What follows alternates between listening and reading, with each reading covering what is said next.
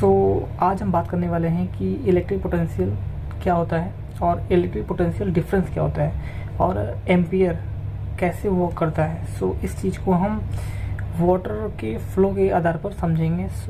सो आज हम समझने वाले हैं कि इलेक्ट्रिक पोटेंशियल वास्तव में क्या होता है और इलेक्ट्रिक पोटेंशियल डिफरेंस क्या होता है, और इन्हीं दोनों को तो ही यार वोल्टेज कहते हैं। सो हम फुल अंडरस्टैंडिंग लेंगे। सो शुरू करते हैं। फिर क्या है, ये एक मान लेते हैं, ये एक मेरे पास 10 लीटर का टैंक है और ये दूसरा 2.5 लीटर का टैंक है। 2.5 लीटर मतलब 2.5 लीटर का टैंक है। अब देखो ध्यान से, जो इस बड़े वाले टैंक में पानी भरा हुआ है वो है मेरा इलेक्ट्रिसिटी में चार्ज मतलब आवेश है। और 10 लीटर वाले में जो 10 लीटर होने की वजह से जो इसमें पोटेंशियल है वो है मेरा वोल्टेज। समझेंगे भाई, वोल्टेज मतलब विभव है।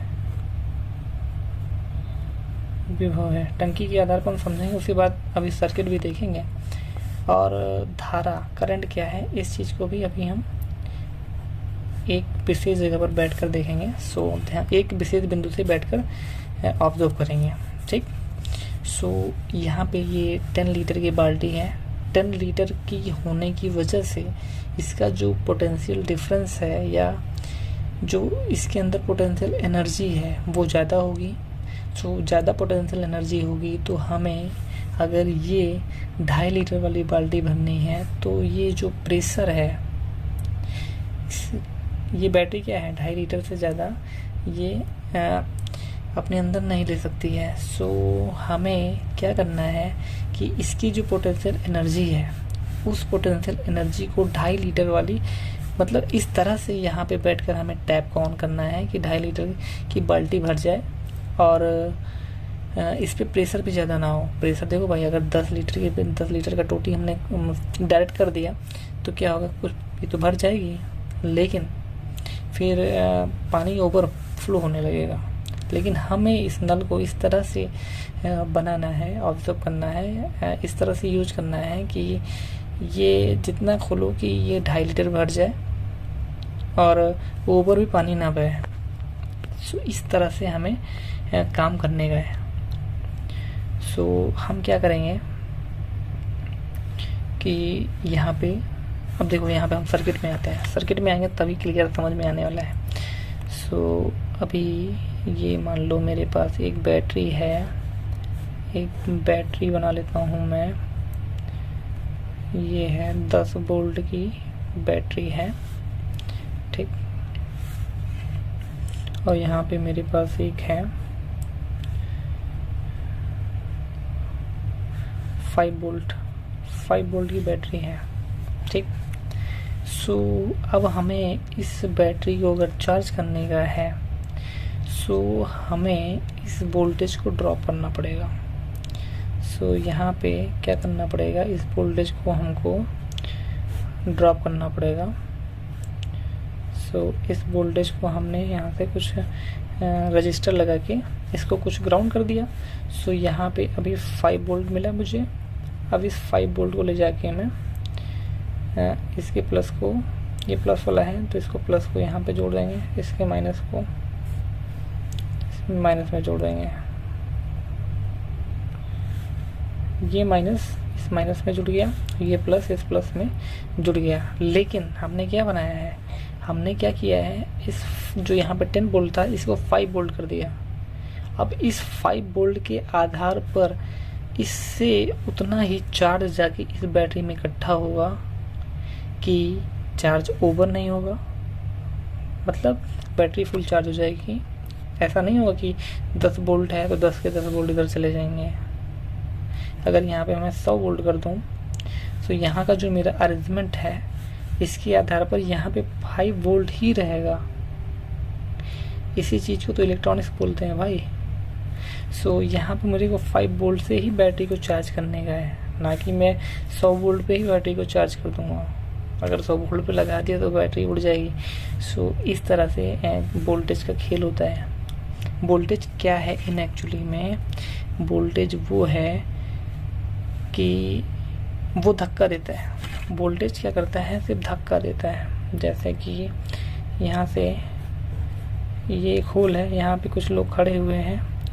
सो यहाँ पे कुछ लोग खड़े हुए हैं। सो यहाँ से एक इंसान पुश कर रहा है, धक्का दे रहा है। सो वो इंसान धक्का दे रहा है,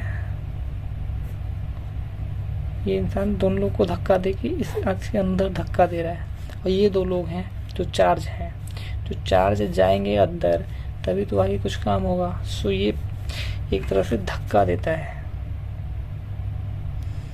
ठीक, एक तरह से ये धक्का देता है और चार्ज को आगे की तरफ पुश करता है। यहाँ पे जो वोल्टेज है वो इस चीज़ को धक्का देगा, चार्ज को धक्का देगा, तब जाके ये बैटरी चार्ज होगी। यहाँ पे जो ये 10 जो, अब देखो यहाँ पे धक्का भी उतना ही देना है भाई कि ये बैटरी चार्ज हो जाए, ना कि हमें 100 वोल्ट का। अभी देखो यहाँ पे 2 लोग हैं, इनको 2 लोग को पार कराना है। यहाँ पे ऐसा थोड़ी ना है कि यहाँ पे हम इतना ज़्यादा धक्का देते हैं कि ये दोनों लोग ही मतलब कहीं और दिशा चले जाएं। तो इतना फोर्स नहीं देने का है, हमें को 5 वोल्ट का ही धक्का देने का है कि यहाँ पे ये बैटरी चार्ज हो जाए। जैसे होता नहीं है कि यहाँ पे मान लो ऐसे है, यहाँ पे हमने कुछ ऐसे अनाज रख दिया और यहाँ से ये नीचे ज़मीन है, ये एक तखत है। तो यहाँ से हम अगर धक्का देना ऐसे स्टार्ट करेंगे, पटरे से धक्का देना स्टार्ट करेंगे तो इतना धक्का नहीं देना है कि पूरा का पूरा नीचे चला जाए। इतना देना है कि नीचे वाले की ज़रूरत पूरी हो जाए, ठीक। इस तरह से इलेक्ट्रॉनिक्स वर्क करता है। सो आपको वोल्टेज इन एक्चुअली में समझ आ गया होगा कि वोल्टेज को कैसे मैनेज किया जाता है। यहाँ पे देखो वोल्टेज को मैनेज करने की बात हो गई। वोल्टेज सिर्फ क्या करता है?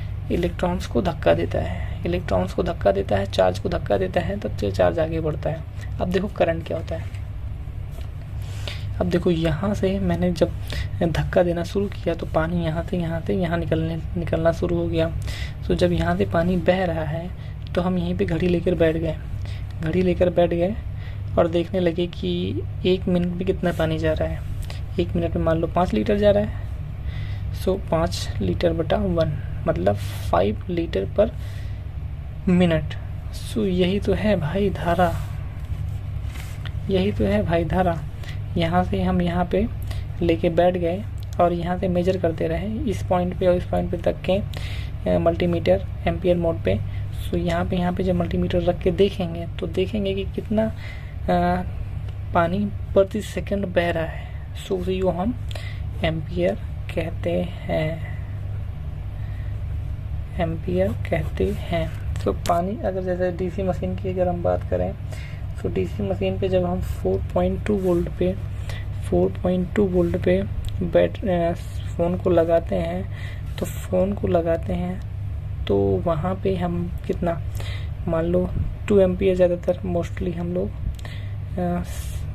2 एम्पियर सेट करके रखते हैं। सो 2 एम्पियर क्यों सेट करके रखते हैं? क्योंकि 2 एम्पियर से ज़्यादा फ़ोन को चाहिए नहीं होता है। आप 10 एम्पियर रखेंगे तब भी कोई कुछ होने वाला नहीं है, वोल्टेज ज़्यादा ना हो। वोल्टेज यही होना चाहिए, मतलब धक्का जो होता है वो उतना ही होना चाहिए। आप आगे यहाँ पे कुछ भी रखिए, यहाँ पे क्या होगा, धक्का तो उतना ही लगने वाला है, ठीक ना। सो लेकिन इतना भी एम्पियर मत रख दीजिए कि वो, क्योंकि भाई एम्पियर कभी कभार क्या होता है, एम्पियर के बढ़ने पर वोल्टेज बढ़ जाता है। देखो V=RI होता है, ये फार्मूला होता है। अगर हम एम्पियर को बढ़ा देंगे तो यहाँ पे भाई इसी के साथ पैरेलली ये भी बढ़ेगा ना, वोल्टेज भी बढ़ जाएगा। सो ये हर केसेस अलग अलग होते हैं। इस तरह से हमें ज़्यादा नहीं करने का। जहाँ पे मैंने 4.2 वोल्टेज रखते हैं डीसी मशीन पे, हम 4.2 वोल्टेज रखते हैं 2 एम्पियर पे। तो जब हम ऑन ऑफ प्रेस करते हैं तो इसका मतलब है हम टोटी खोल दे रहे हैं। जब टोटी खोल दे रहे हैं तो हर जगह हर आईसी अपना वोल्टेज चाहिए उसको कार्य करने के लिए।